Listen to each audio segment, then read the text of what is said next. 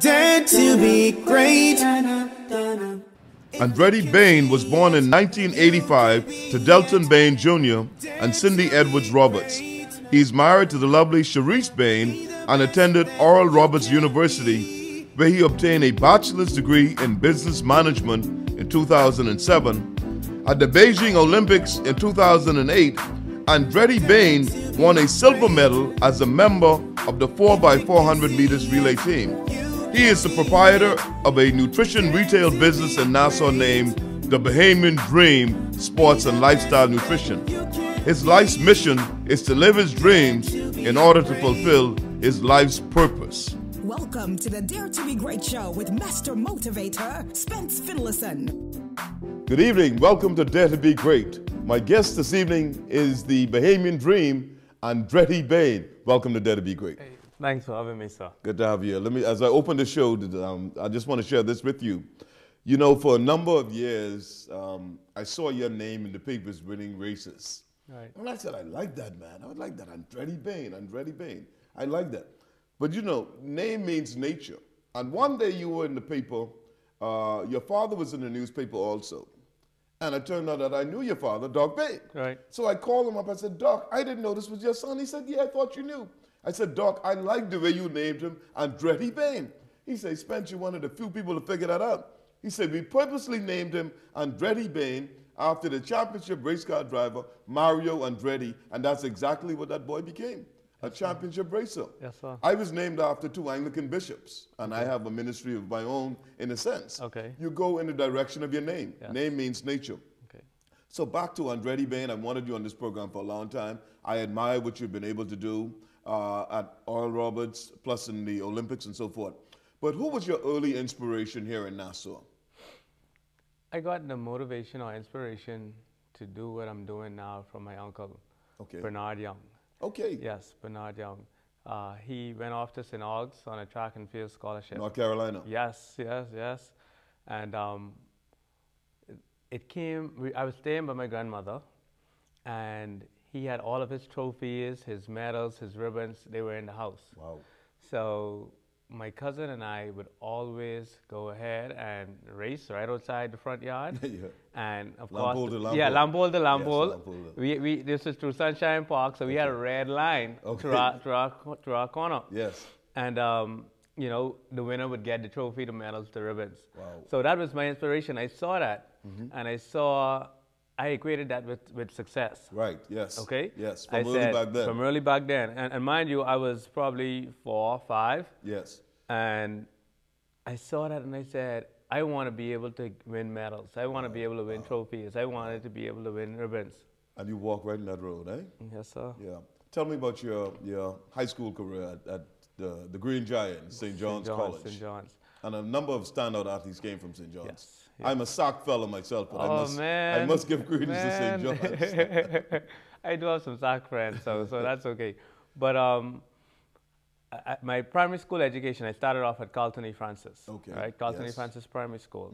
The late Diane Thompson, the founder of the Road Runners Track Club. Yes. She was my first track coach. Okay.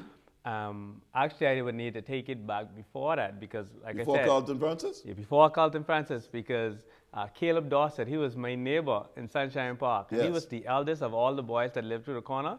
So he organized our races every day. Wow. So he was my first track coach. Wow. Let me put it like that. Yes. And then I started Carlton E. Francis. Then you went over to St. John's. And then I went over to St. John's. And once I got over to St. John's, for me, the choice was SAC or St. John's. Okay. Because at that point, I knew what I wanted to do. I knew Yes. track and field. Yes. And of course, you know, you see all the things about SAC and BAISS and all that. Yes. Continuing championships. Yes. So things worked out where I went to St. John's. I love it. I met my wife there at St. John's. Oh, okay. Yes. You know, but I saw success that St. John's had. You know, Tonic Williams. Yes. So St. John's had a great history of track and field athletes. The late Keith Carey, he Yes, was Keith also, Carey. yes, my early years, he was one of the coaches there. And I remember we used to get up 5 o'clock and he used to pick us up in the school bus, take us to track practice and all that. Yes. So, you know, he was dedicated to that. And I think that helped kind of instill the discipline in me. If you go back further with St. John's with the great athletes, the great Tommy Robinson went to St. John's. I didn't also. know that. Yes. I didn't know that. Okay.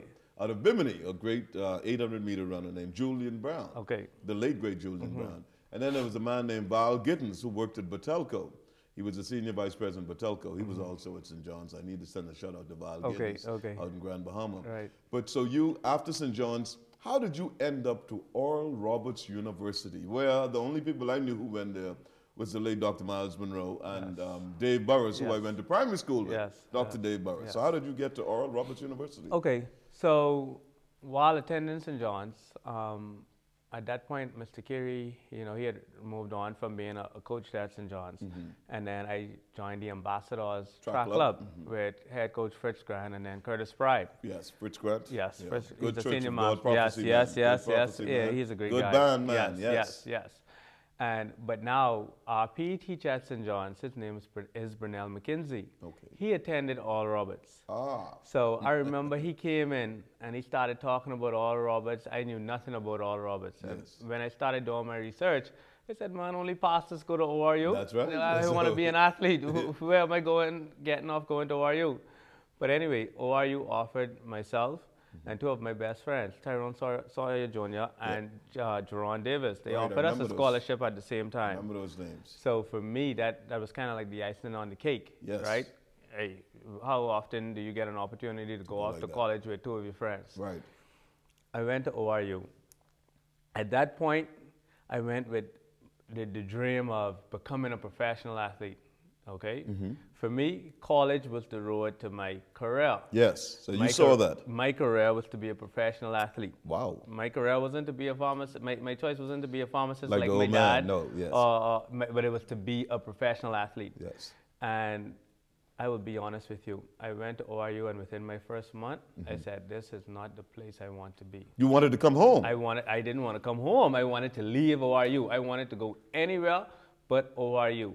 And the reason why is I looked at the history of ORU athletics, and I said, there has never been a national champion here. How can I become a national champion at a place that does not know how to produce national champions? Yes.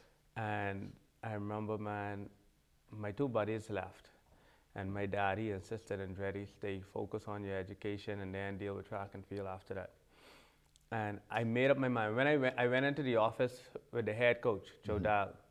I went into his office and I said, Coach, my goal is to be a professional track and field athlete. Yes. And an NCAA champion, and I don't see it happening here at ORU. You want to transfer? I would like to transfer. Of course, my coach identified the talent that I had, and he said, no, there's no way that I'm going to allow you to transfer. Yeah. And I was troubled by that. But I made the decision that I will be the first national champion coming out of ORU. Wow, that's awesome. That's awesome. I made that decision. That is awesome. And with that, I changed my mindset. I changed my focus. I said, it has never been done, but I will show them what it takes to have a national champion. Perfect, perfect. We'll be right back after these messages. $100 million in upgrades has transformed the way our customers hear and see the world. With the latest in innovations, our mobile network has leaped from 2G to 4G and now LTE technology.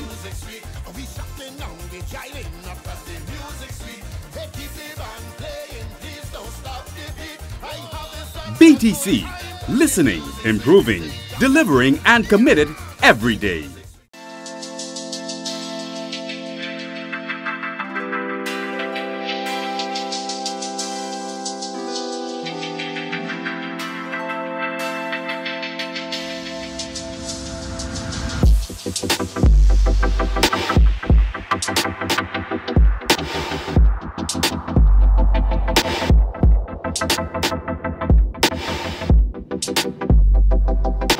Go out, stay Hilton.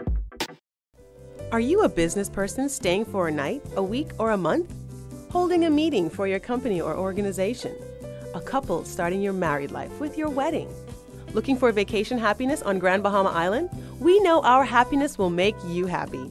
You'll see it in the smiles on the faces of our people. Our common goal at Pelican Bay Hotel is to anticipate what you need to be happy and to see that you get it. Visit our website to find everything you need to find happiness at Pelican Bay at Lucaya.